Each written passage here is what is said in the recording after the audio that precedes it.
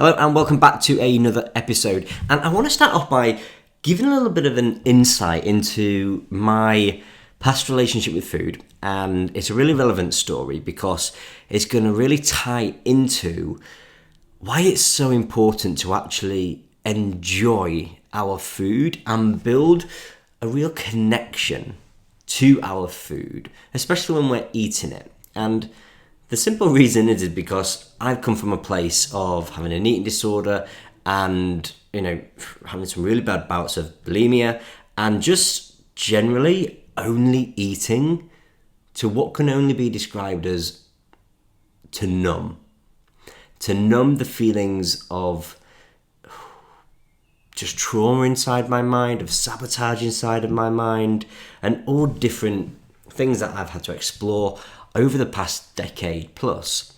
And I want to go back to a time which was very early in my 20s, and I was living alone. I was working as a personal trainer, and in the evenings I was just so tired, so exhausted from working with so many people, but also just from bad health. Like, I wasn't looking after myself physically, I wasn't looking after myself nutritionally, certainly wasn't looking after myself mentally, and I thought I was stuck and that this was the way life would be. And I was a enormous comfort eater and a huge emotional eater, and you might be able to relate to this. And I've always been a fan of takeaways, and in particular fish and chips. For me, fish and chips is the best takeaway out of them all, okay? Top trumps, all of them. Especially when you get good fish and chips, like, it's not like too soggy and anything like that. The batter's not too dry out on the fish. Like, good fish and chips, and where I'm from, around like Yorkshire, like the fish and chips are just great in like most of the places. I swear it's like the best place in the UK, unless you're at a coastal town, obviously. But I would often, and this was my routine, and this was an average routine, okay? This isn't the extreme or anything like that. But I would finish work, and I would go to my local fish and chip shop, and there's loads of them, but this one in particular, Vickers Street Fish and Chip Shop, was the best, okay? The best. And it was about a mile away from where I lived. And before I would go into the fish and chip shop though, just round the corner there was a Sainsbury's local. And I would go into this Sainsbury's local and I would buy 4 things, five things. I would get myself a bottle of Sainsbury's Merlot, which was about £4, £4.50. Because bear in mind, I would do this pretty much every day as a minimum, the Sainsbury's part for sure. So it adds up. So I was trying to budget my binge, as I would say. And I shouldn't laugh really, but it's so true. And I would get myself a Sainsbury's bottle of Merlot, and I would get myself 4-pack of Budweiser. And at the time, 4 packs of Budweiser used to be like £3.50. Now it's like an extra couple of pounds. And what I would also get, I would get myself a share bag of chocolate buttons for the drive home after I'd picked up my fish and chips. And I would also get a bag of buttons for when I'd finished my bag of my fish and chips, and a share bar, the big one, the £2 one, bar of caramel for after I'd finished as well. And this was just a standard day. So anyway, I'd get that, and then I'd drive to the fish shop, and I'd go in, and I would do this regularly. And it got to the point where over the weeks, over the months of doing this, I would get to know the people behind the counter, and there were these 2 in particular ladies who were always, a good laugh, always up for a good bit of conversation. And I'll never forget, as you go in more and more, you start to become a little bit more familiar. And me being naturally very much an introvert, it took me a lot of familiarity for me to actually strike up a little bit of conversation. And this one time, and I'll never forget, and I still can see it clear as day as I close my eyes, I joked, "Do you know what? I must be one of your best customers." And they stopped, and they looked at each other, and they looked back at me. And I was like, oh, thinking inside my head, what's this? And I genuinely thought they were going to say to me, "We've got a loyalty card coming and you're going to benefit so much." I genuinely thought that. That was my instant excitement. And one of the ladies went, "Do you honestly want to know?" And I was like, "Yeah." And then suddenly their face expression didn't match how I was feeling. And suddenly I got very anxious inside. And this is a busy fish shop that I used to go to. And she said, "You're our best customer. You come here on average 4 nights a week and have been for months now." And I fell silent. I have never felt so caught out and horrified and ashamed of myself in a moment. Not even since then, I don't think. And the feelings of anxiety, shame, and emotion were so overwhelming that I just went, "Oh, right." And I took my fish and chips and I walked out and I turned left towards my car, and about 20 meters outside the fish and chip shop, there's a bin, and I put them in the bin. I put the fish and chips in the bin and I said, "I can never go back there." And I didn't. And the reason for it was because I was just so ashamed of myself, because one, I didn't actually realize myself. I thought I maybe got fish and chips twice a week, but if as an average I'm going at least 4 times a week and people were talking about it, I'd never felt so embarrassed in my life as an adult. And I was determined not to let that happen to me. And it was a huge wake-up call for me. So I went home and I still had all the alcohol and I still had all the chocolate. And I don't remember actually what I had for my dinner that night. But what it made me realize more than anything was that I didn't even particularly enjoy the fish and chips that much. But it was simply that I was using food as a numbing tool and as a comfort, and as a byproduct of that, you could have given me a 3 Michelin star restaurant meal. You could have given me the best steak in the world, and I would have not have appreciated it, simply because I had no value or appreciation to any food that I was eating. And it even got to the point where when I was driving home, because I used to not just get fish and chips and scraps, and scraps for all you southerners out there who don't know what scraps are, because a lot of people don't know what scraps are. Scraps are the little flaky bits of batter, and they just top everything off, pure fat basically, but they top everything off.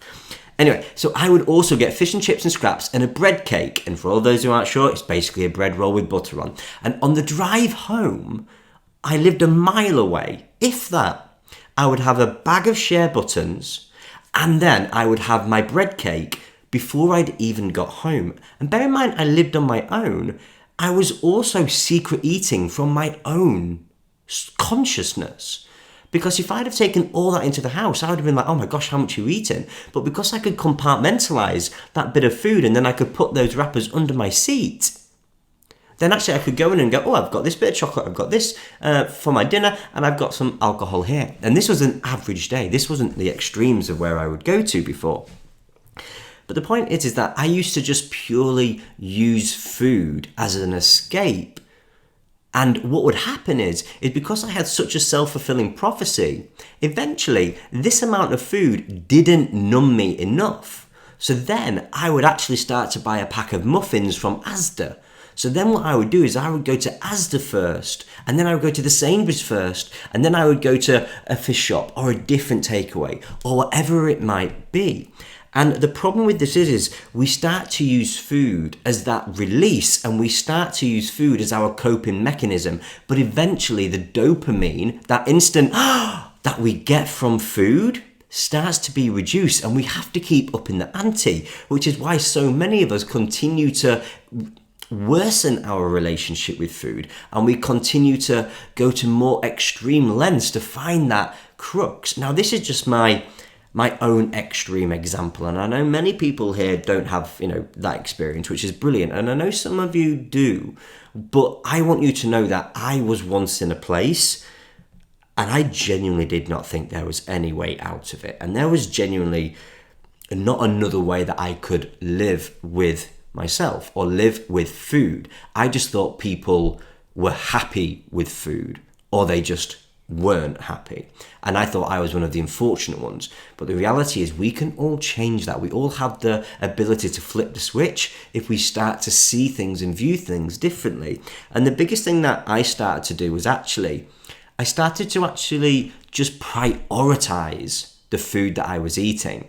Because rather than waking up and eating chocolate and having chocolate and crisps and just constantly being in a state of emotional eating and just constantly being, in a state of fullness, what I needed and what I started to prioritize was if I have a meal, and I made sure I had 3 meals, and I focused on removing all the snacks in between my meals, and I just looked forward to a chocolate bar in the evening. So then I wasn't going without because that was just too overwhelming.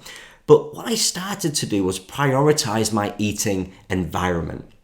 And by doing that, what it gave me was a real sense of enjoyment for my meals and an excitement towards healthier, more nutritious food, because it tastes really good. In fact, it tastes better than most takeaways when we actually cook something, and it doesn't need to be everything fresh from scratch because I'm not the best cook. But the food that I could genuinely cook and enjoy was so much more rewarding than constantly going to the takeaways.